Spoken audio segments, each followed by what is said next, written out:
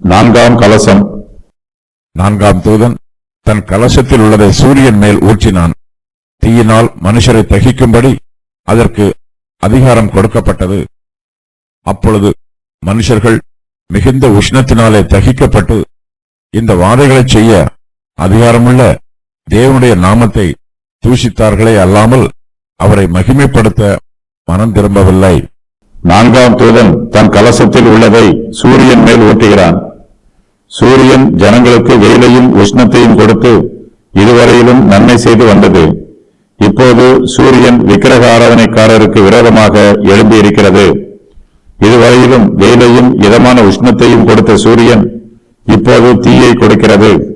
இதமான உஷ்ணத்தை கொடுத்து மனுஷரை ஆசீர்வதிப்பதற்கு பதிலாக இப்போது சூரியன் தீயினால் மனுஷரை தகிக்கிறது. நான்காம் கலசம் சூரியன் மேல் ஊற்றப்பட்ட போது அதற்கு இந்த அதிகாரம் கொடுக்கப்பட்டிருக்கிறது. வாதை வரும்போது நாம் அமர்ந்திருந்து கர்த்தரை நோக்கி பார்க்க வேண்டும். பாவமான காரியங்களை விட்டு விலகி கர்த்தரை பற்றிக் கொள்ள வேண்டும். விக்கிரக ஆராதனைக்காரருக்கு சூரியன் மூலமாய் வாதை வந்திருக்கிறது.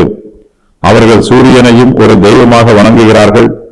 ஆனால் அந்த சூரியனோ அவர்களை ஆசீர்வதிப்பதற்கு பதிலாக தீயினால் தகித்து அவர்களை வாதிக்கிறது. மனுஷர்கள் சூரியனில் இருந்து உண்டாகிற உஷ்ணத்தினால் தகிக்கப்படுகிறார்கள்.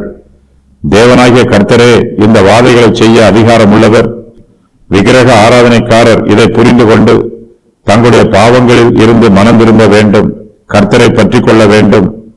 கர்த்தரே சர்வ வல்லமையும் சர்வ அதிகாரமும் உள்ளவர் என்று அங்கீகரித்து அவரை மகிமைப்படுத்த வேண்டும்.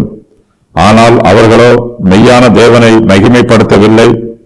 தங்கள் பாவங்களில் இருந்து அவர்கள் மனம் திரும்பவில்லை. தேவனை மகிமைப்படுத்துவதற்கு பதிலாக அவருடைய நாமத்தை தூஷிக்கிறார்கள்.